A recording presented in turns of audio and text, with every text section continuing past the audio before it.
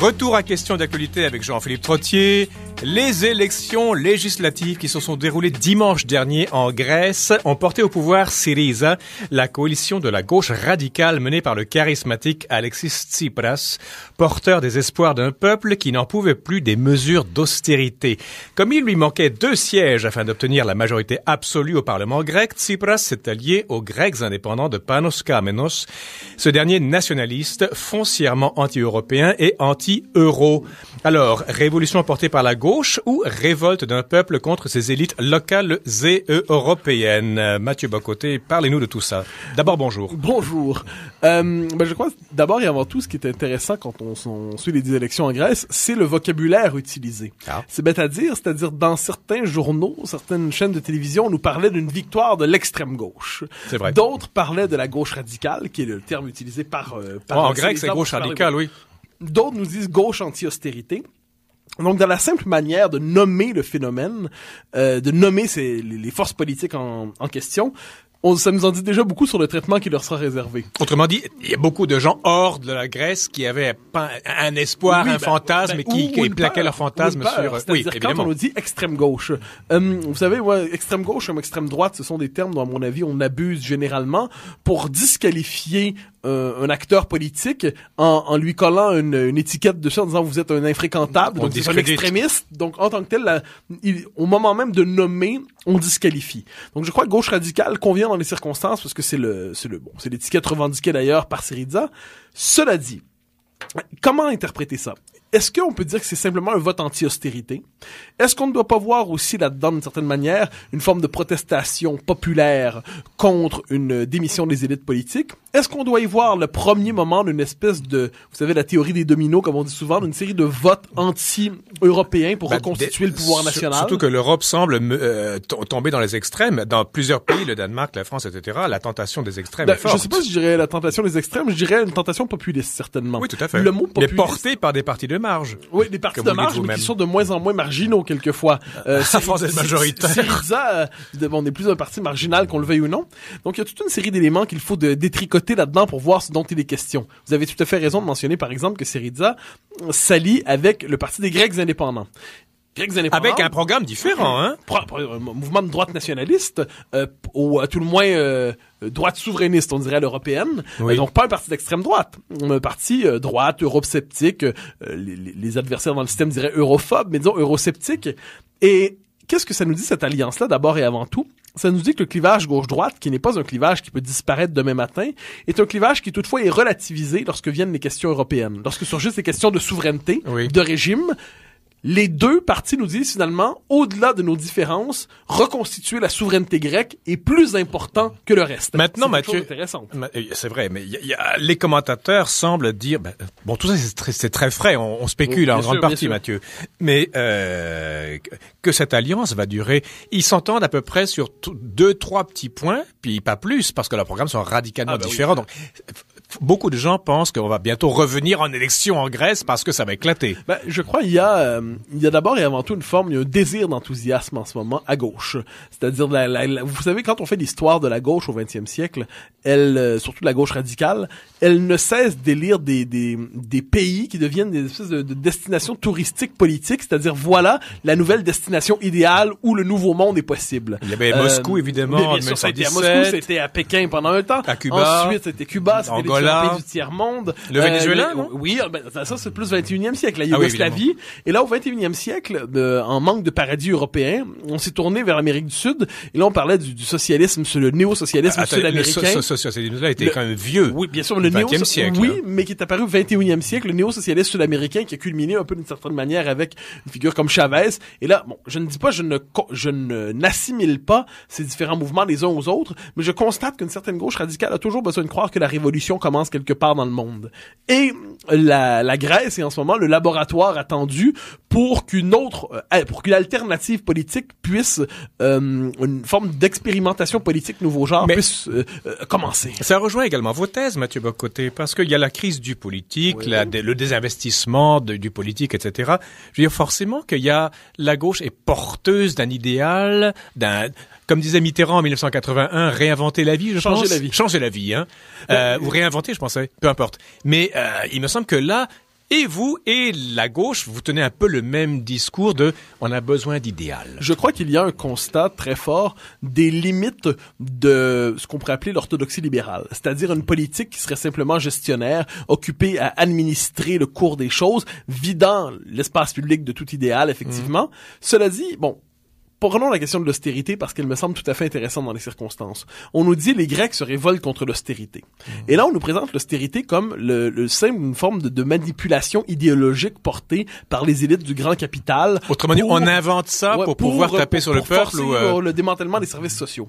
Et là, on peut dire d'accord, il y a certainement des théoriciens ultralibéraux qui justifient au nom de l'austérité la déconstruction de l'État social en toutes circonstances. Mais quand on regarde la Grèce, il y a quand même deux phénomènes qu'on doit ajouter à cette réflexion. Premièrement, c'est que c'est un pays qui avait triché fondamentalement dans ses comptes publics. Et le pays ou tout le monde ou quoi? C'est facile de dire le pays. Oui, mais les élites politiques, le système politique et la population en bénéficiaient. C'est un système politique qui avait fondamentalement triché dans les comptes publics pendant des années. Des décennies même, non? Oui. Alors, mais surtout ces dernières années, c'était très marqué. Donc, trichant continuellement sur les comptes publics, mentant sur les comptes publics, eh bien, à un moment donné, la réalité finit par rattraper. C'est un pays qui, autrement dit, l'austérité dans les circonstances, c'est une forme de retour au réel. Deuxième élément qui m'apparaît tout aussi important, il y a partout en Occident la crise de l'État social, dont le symptôme le plus évident est la dette colossale qu'ont toutes les nations occidentales. Pour une partie de la gauche radicale, la dette n'est rien d'autre qu'une fiction idéologique utilisée justement par le néolibéralisme pour compresser les aspirations des peuples. Mais me semble-t-il qu'on pourrait faire preuve d'un minimum de réalisme et de se dire que la dette n'est pas qu'une fiction idéologique et c'est qu'il y a différentes manières de se positionner par rapport à la dette et s'il y a un usage intelligent à faire de l'austérité, puis c'était manifestement pas le cas en Grèce, où l'austérité est utilisée de manière sauvage, bête, méchante. Il n'en demeure pas moins qu'on ne peut pas dire simplement révolte contre l'austérité, comme s'il ne s'agissait que d'une espèce de fantasme lointain qui correspondait à aucune réalité, c'est-à-dire voilà un pays dont les comptes publics ont éclaté. Qui plus est, il n'y a pas deux économistes qui s'entendent sur le mot austérité. Je veux dire, si on est de gauche ou de droite, on va lire les chiffres d'une façon de gauche ou d'une façon de droite. Je veux dire, l'austérité, moi c'est simpliste. Quand on a $5 en poche, on a $5 en poche, ça s'arrête là. Oui, mais évidemment, au niveau d'un État, c'est un peu plus complexe. Oui, évidemment. Et les finances d'un État sont pas celles d'un individu. Il n'en demeure pas moins que quand un des postes majeurs d'un État, c'est pas du remboursement de la dette, et ça, on a ça au Québec aussi, soit dit en passant, oui. Et c'est de l'argent qui va pas en santé, en éducation, c'est de l'argent qui va pas pour les routes, c'est de l'argent qui ne va pas pour la défense nationale lorsque c'est nécessaire. Lorsqu'une part trop importante du budget de l'État est occupée au remboursement de la dette ou même des intérêts sur la dette, alors là, ça devient insensé. Donc voilà pourquoi je pense qu'on ne comprend... Il ne s'agit pas de diaboliser Syriza non plus que de le chanter, mais de simplement voir que bon, il y a trois éléments que je noterai ici. Premièrement, oui, il y a le congédiement d'une classe politique. Donc l'impuissance d'une classe politique. Deuxième élément... Québec gouverné pendant très longtemps, oui, du reste. Sûr.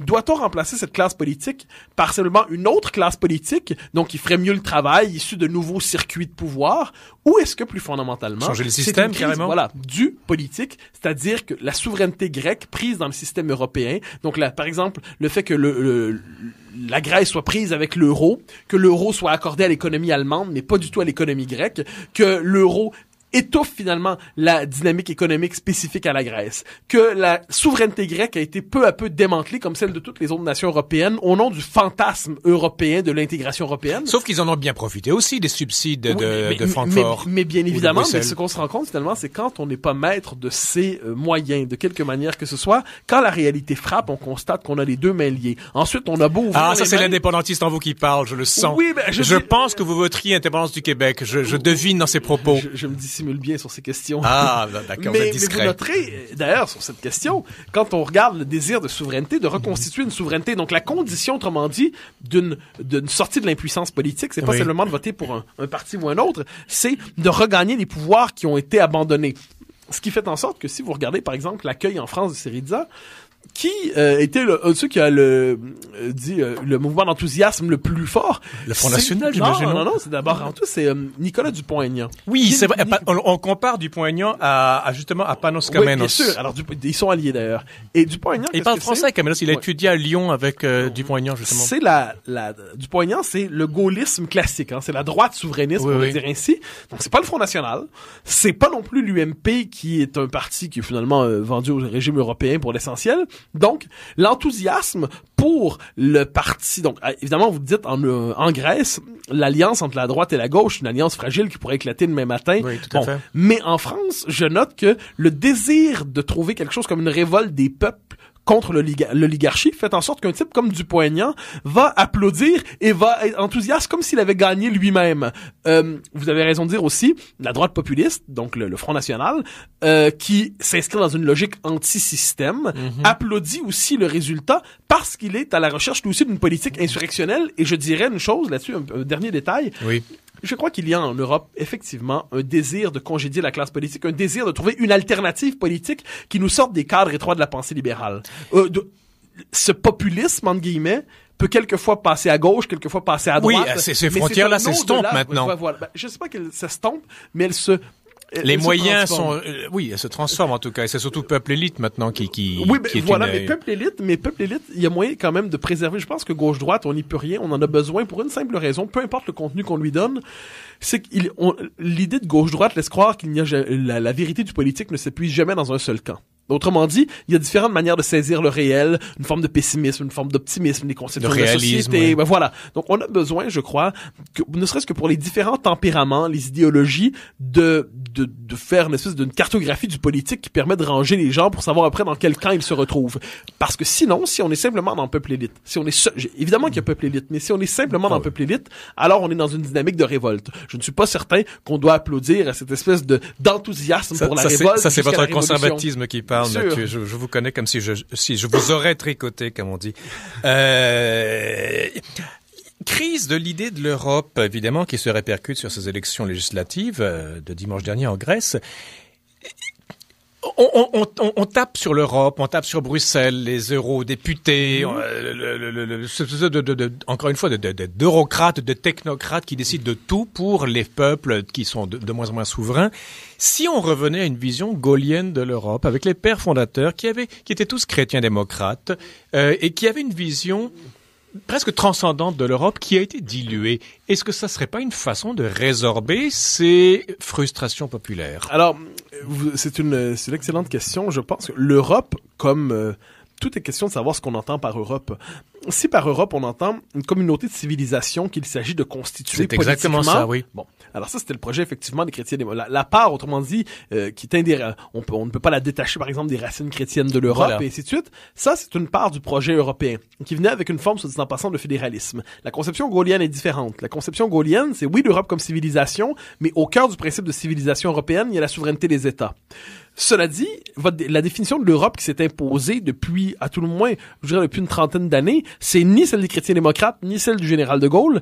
C'est une espèce d'Europe qui se définit comme une espèce de laboratoire. Oui, mais c'est le laboratoire de la mondialisation. Donc, qu'est-ce que l'Europe? C'est la démocratie, les droits de l'homme, l'économie de marché, puis l'État social. Fondamentalement, le Québec, la Nouvelle-Zélande, le Japon sont potentiellement européens, alors qu'inversement, on pourrait dire que la Russie ne l'est pas. Or, bon, autrement dit, si on définit simplement l'Europe à travers une série de critères purement politiques, eh bien, quelle substance a-t-elle? Ça fait en sorte qu'elle est incapable d'avoir une identité propre, une identité historique, d'avoir des frontières. Et d'ailleurs, je pense que c'est Michel Rocard, l'ancien premier ministre français, qui avait déjà dit... Du PS, hein? Du socialiste. Oui, socialiste, l'ancien PSU, PS, deuxième gauche. Et Rocard nous disait... Deuxième gauche, on dirait troisième à droite, deuxième à gauche. Oui, bien sûr. Pardon. Et Rocard disait, il est essentiel que l'Europe n'ait de frontières que circonstancielles. Autrement dit, l'idée d'Europe, théoriquement, devrait pouvoir recouper l'ensemble de l'humanité. Eh bien, une communauté politique qui est incapable d'avoir des frontières historiques et qui prétend recouper l'ensemble de l'humanité, oui, c'est une communauté politique incapable d'identifier ses propres intérêts. Et je pense qu'on le voit aujourd'hui. Je pense qu'il y a très peu de souverainistes à l'européenne, c'est-à-dire des gens qui sont critiques de la construction européenne, qui voudraient abolir toute forme de coopération européenne. Ce serait insensé. Mais ce qu'il rappelle, c'est que la nation n'est pas un élément parmi d'autres dans l'identité de l'Europe, que l'Europe n'est l'Europe qu'à partir du moment où elle est l'Europe allemande, l'Europe française, l'Europe grecque, l'Europe norvégienne, que l'Europe sans ces nations n'est plus l'Europe, mais tout simplement une espèce de fiction juridique qui abrutit les peuples et qui les déconstruit. Est-ce que, Mathieu, le ver n'est pas rentré dans la pomme avec l'accession, le référendum anglais en 73, où l'Angleterre... De Gaulle ne voulait pas de l'Angleterre, la perfide Albion. Il meurt, Pompidou ouvre les vannes tout de suite, référendum en Angleterre, le oui l'emporte et l'Angleterre adhère à l'Europe et, fidèle à sa politique pluriséculaire, divise pour régner et fait tout pour abolir l'idée de politique de l'Europe, pour en faire l'idée d'un marché. Oui et non, je comprends très bien cette réaction, mais je voudrais regarder, par exemple, penser à Mme Thatcher ou penser aujourd'hui à Nigel Farage, qui dirige UKIP, United Kingdom Independence Party. La conception presque gaulienne d'une Europe des États. Bon, on pourrait pas réduire la conception gaulienne de l'Europe simplement à l'Europe des États, mais c'en est quand même le fondement. Oui. Elle est portée en bonne partie par les Britanniques aujourd'hui. C'est le paradoxe. Par contre, quand ils sont en dehors, ils sont très nations, mais quand ils sont en Europe, ils vont essayer de diluer les autres nations.